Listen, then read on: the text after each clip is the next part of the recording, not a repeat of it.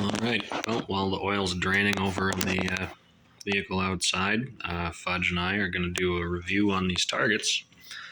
I took the Colt new service out yesterday for the first time since I got it over a year ago. Thanks, Fudge. Great spot. Great spot. Let's scoot your butt. Come on. I put 3 cylinders of Remington Target lead round nose, 250 grain through. Just working on, grip and point of aim, and considering we're aiming about there, I've still got a usable target for next time we go out. One thing I didn't notice, you kind of go back, look at these holes, and I've got a couple of them in here. Thank you, Fudge. They look like this one, where you can actually see. Oh, well, I can actually see. There we go. The knurling on the bullet. That one was not flying straight, for sure. And most of these look pretty good. Pretty good. There were a couple of them that were a little off round, but look at that one. That one's a little off round, but none of them really looked quite as bad as that. And I mean, this is a recently cleaned and then stored firearm. So that's 18 rounds. There's 18 holes. It's a nice pattern. I want to say about 20 feet. I'm being probably generous, but you go about the 7-yard mark, 20 feet. So we moved on to the new service with my just throw it together load 200 grain Eggleston round nose. I think they're sized 451, which is not a great idea. They're way small for this thing. And that shot, aiming the same spot, right about like yo. These are, rounder holes. Everything looks pretty good. And honestly, that little round nose bullet is pretty round at any profile, I think is the word I'm looking for. Went from there, pulled out the Taurus 450. And that's about usual. I put this out again about 20 feet, 25 feet. I went a little further out with that one, but you drop one here or there, and that's 20 rounds. It went okay.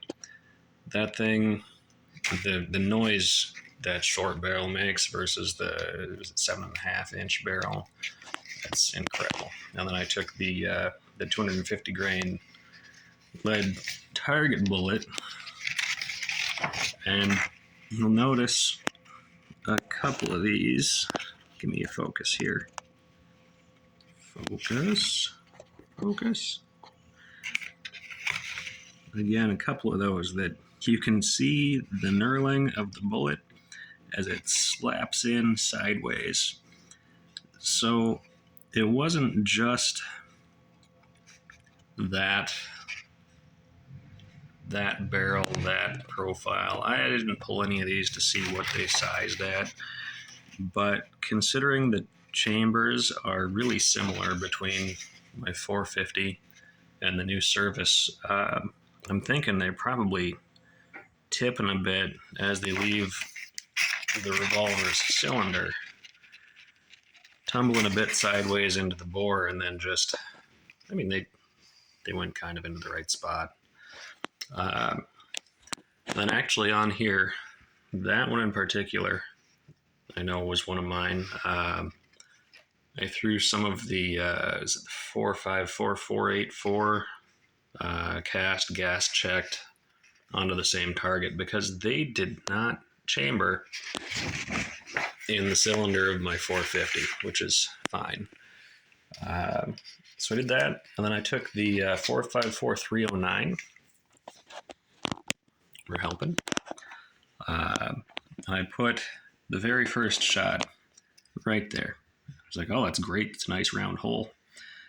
And I put the second shot right there. and third, fourth, fifth, I think it was. That one is definitely not flying straight. And that one, you can see the lube grooves and the round nose of that wad cutter. I mean, it's just right there. That thing was going slightly tipped forward, straight through the paper. I will definitely be holding on to that target. The next 5 were the 454 wad cutter. Right there. Those 3, and that one, which again, not quite straight, but better than some of the others for sure.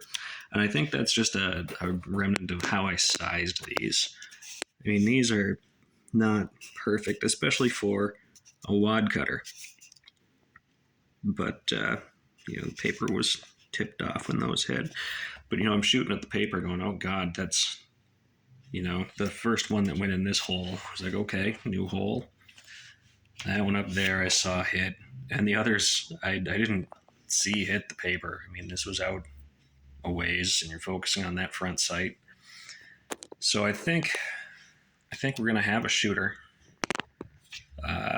There's going to be a load that works here, and it's just going to take some tweaking. These were both with 8.5 grains of unique. There's still some flash in that 450, but if we can fix that issue, I think I'm going to do some more work with that wad cutter. And you always forget to take something to the range. I left my pizza boxes at home. I was going to shoot the Argentine. Fudge, I really figured he'd come sit over here. But anyway, talking hands video for Charlie.